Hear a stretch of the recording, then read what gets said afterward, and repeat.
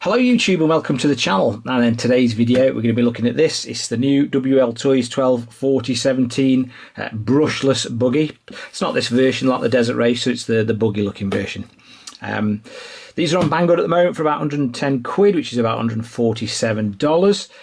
What we're going to be doing is an unboxing and a complete teardown. Now there are lots of running videos of these.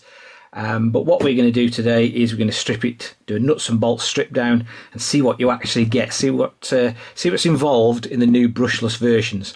So anyway, without further ado, let's open the box and crack on. Right then, in the box we get our standard ubiquitous little Wltoys charger, and we get a metal wheel wrench stroke spanner, not the crappy plastic one that you used to get that just refused to take any of the wheel nuts off. So well done Wltoys, that's a step up in my book. Right, what else have we got? We have the actual buggy itself, and I must admit I think it looks excellent in the blue. Initial impressions, I really do like it. It does look slightly lighter blue though on the packaging, but I don't know, quite like that. And last but not least, we should have controller in here. Now then, this is the second generation transmitter with this coloured chrome wheel here. This indicates that it's the updated version, not the Mark 1 version if you like, which had all the range issues. So hopefully they fixed that, and so this is basically what to look out for. If you look out for the coloured steering wheels on the transmitters, that indicates that you've got the version 2. Right then, initial impressions. Well, it looks identical to the 124019 on the outside, obviously apart from the blue bodywork and these blue wheels. Now, talking about the wheels, these are the new versions, and they've got a much more aggressive off-road looking tread pattern to them. But outwardly, the thing just resembles a blue 124019. The real differences, hopefully, should be under the skin. So, let's lift the lid and see what's involved. Now, before we get into whipping the suspension and the bodywork off, I just thought we'd have a quick look at these new tyres. I mean, as you can see, they are a much more aggressive and knobblier tread pattern than the outgoing ones were. Also, interestingly enough, on the last couple of 124019s that I've had them turn up with metal wheel hexes, and these the brushless version seem to have reverted back to the old plastic ones. So I don't know if they're being counted as Wltoys have gone involved. They've given you a metal wheel wrench now, but you have to forego any alloy wheel hexes instead. Let's have a quick look at these shock absorbers. Obviously we get shorter ones for the front, longer for the rear. They are identical to the rest of the range, so there's no difference there, even going back to the 144001. Just a different colourway basically on the anodised parts, which is no bad thing because these are an excellent budget shock. They really are. They're probably one of the best little budget shocks you can find on a cheaper RC. I really do rate them. So although there's no difference, that's not a bad thing. Well then, let's quickly lift the lid and we can have a look at the major changes, which is basically the brushless electronics. Let's start with the motor. We've got a motor here, which is 2845 with a nice little blue radiator on it. Obviously there's lots of options to upgrade that motor. You can either go for a bigger can, like is it 3550 or something like that, or you could go for a higher kV. I'm not 100% sure of the kV of this motor, but I'm pretty sure the 2845 is the one we put in the HBX 901A, the 5900 kV one, and it absolutely flew. Anyway, we've got a separate ESC, which is interesting in itself, a separate receiver, and what looks like a three-wire steering servo instead of the normal 5-wire one, thank God. And the on-off switch is located on some little wires here, free floating underneath the bodywork. Now then, interestingly enough, with it having a separate ESC and receiver, normally on this sort of price point you get like a little combo unit, little black box, and that basically combines both ESC and receiver functions in one, but not on the Wltoys. They've actually got a separate ESC and receiver, which is interesting.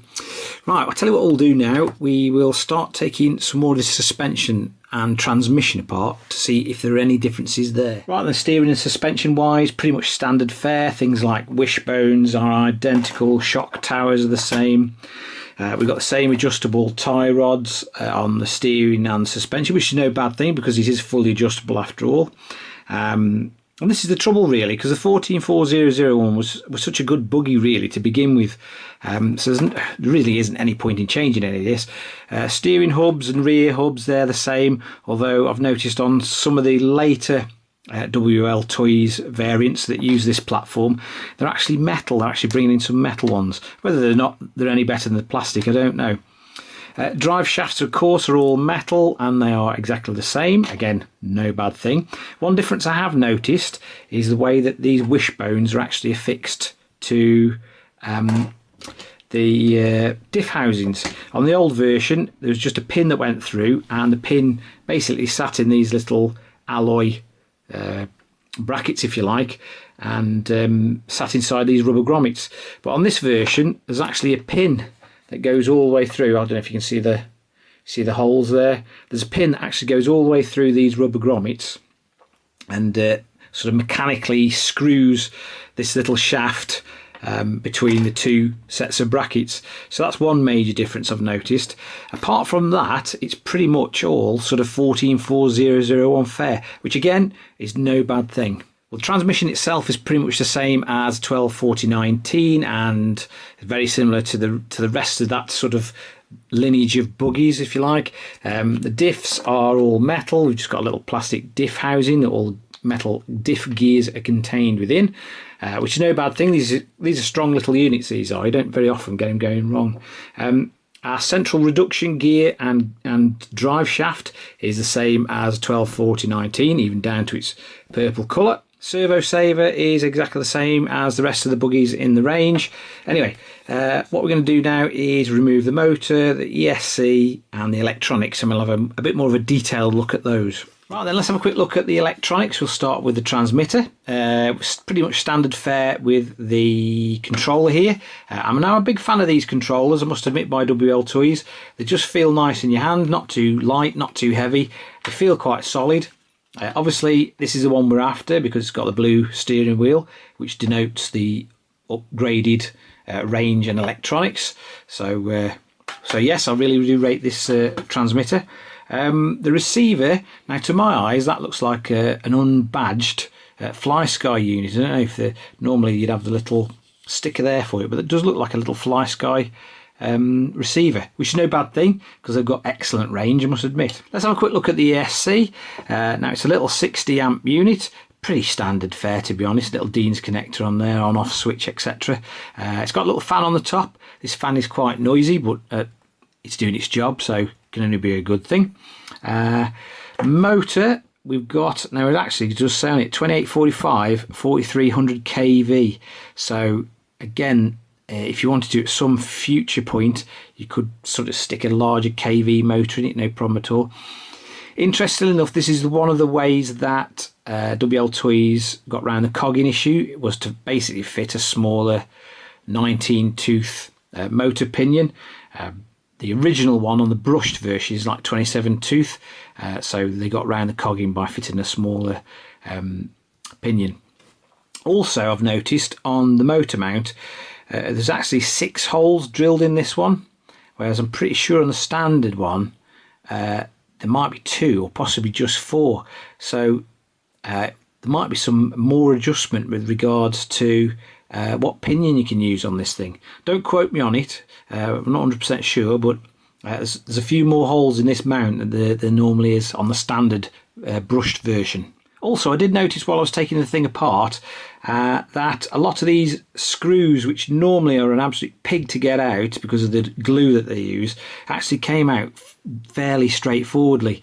So I don't know if they've changed the glue on these motor mounts and other various bits and pieces, but it did seem to come apart a lot easier. Battery wise, we've got our standard 2200 mAh 2S LiPo, Dean's connector of course, and chassis wise, the chassis is identical to the 1240 19 etc. There's no differences there whatsoever.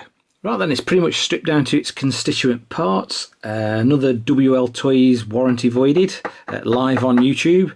Would I recommend the Brushless 1240-17? And the honest answer is yeah. I mean, what's not to like? I mean, it's all the rest of the range, the 1240-19, the 144001, etc. They're all great value for money. You do get an awful lot of RC for your money. There's no questions there.